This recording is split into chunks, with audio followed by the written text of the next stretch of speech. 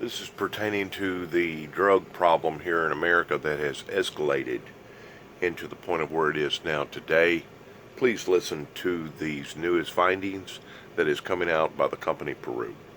Something else that is affecting a lot of people across the country. The fight to hold Purdue Pharma accountable for the opioid crisis of the drug maker behind OxyContin. And it hit a fork in the road this morning.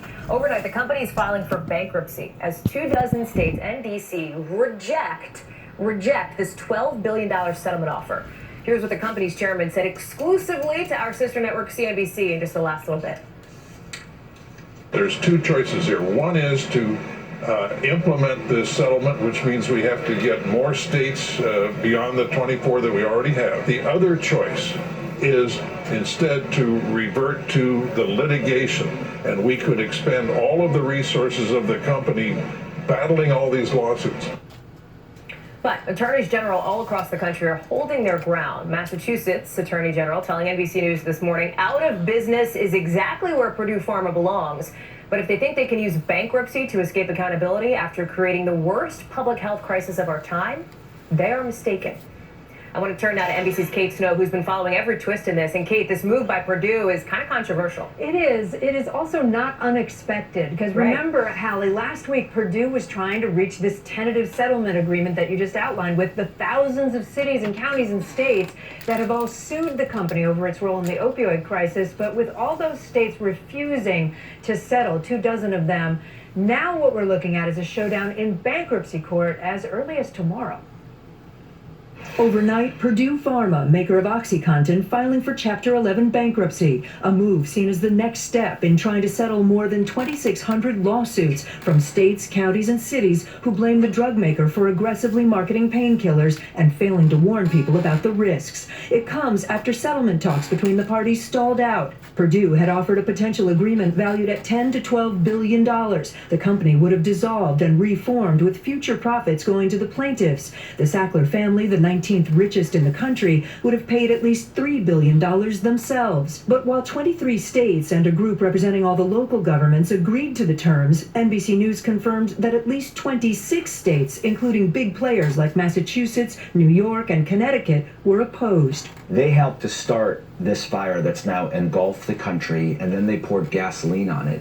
And instead of helping us put it out, it seems they're going to choose now to watch it burn. On Friday, New York's Attorney General said the Sackler family made at least $1 billion in wire transfers, fueling claims the owners were trying to hide assets. On Sunday, the Purdue board voted to go ahead with a bankruptcy filing as a framework for a settlement. Purdue releasing a statement overnight saying in part, this settlement framework avoids wasting hundreds of millions of dollars and years on protracted litigation, and instead will provide billions of dollars and critical resources to communities across the country trying to cope with the opioid crisis. The Sackler family issuing a statement saying in part, we have deep compassion for the victims of the opioid crisis and calling the settlement framework a historic step to address a tragic public health situation. So now this all lands with that bankruptcy judge right outside New York City in White Plains, New York. Thousands of plaintiffs, and already this morning we've heard from Massachusetts, from Connecticut, the attorneys general that were against that settlement say they are going to fight this in bankruptcy court, Hallie. So, Kate, you sort of brought up this very interesting thing, this idea, this accusation of the Sackler family, the company has been accused of hiding assets. How are they responding to that? The family's been accused of that by the New York Attorney General and did respond. I'm just going to pull up what they said to us on Friday. In a statement, a spokesman for Mortimer Sackler said, there's nothing newsworthy about these decade-old transfers, which were perfectly legal and appropriate in every respect. This is a cynical attempt by a hostile AG's office to generate defamatory headlines. So they completely knock that down and say they're not trying to put any money aside or take it away. It's not defamatory headlines. The fact of the matter is, they was sending money over into Swiss bank accounts to hide their profits, to the point that if something like this was to ever occur, their money would be more protected over there than it would be over here. We know how these big conglomerates act and what they do.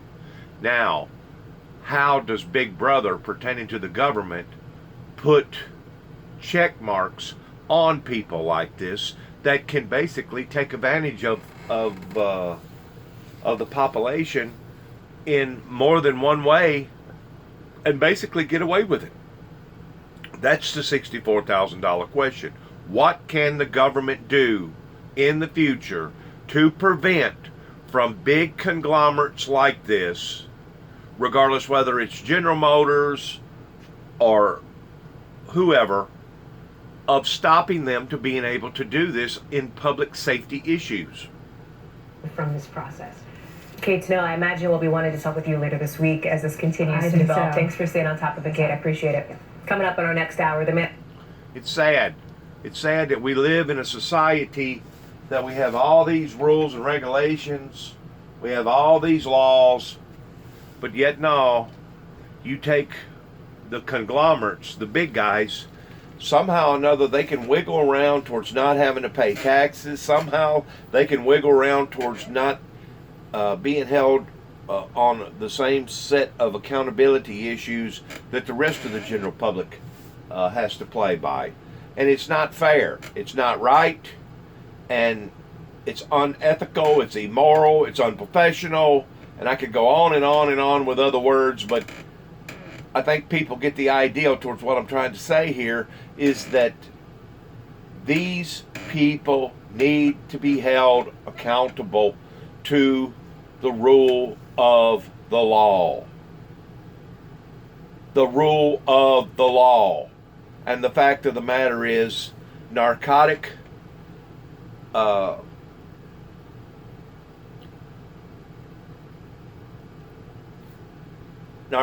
abuse has caused so much damage in our country, so much damage in our infrastructure, not just how people feel physically, but emotionally, how people respond, how people act, how people think. This has really went down to the very core of our existence as a nation that, as far as I'm concerned, should be looked upon in a national interest of being a national security threat to the American way of life.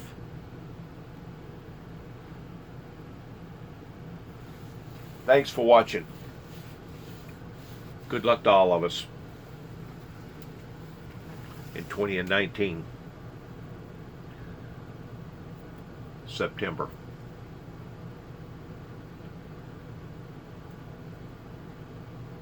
I've never seen so much misery and horror and sorrow.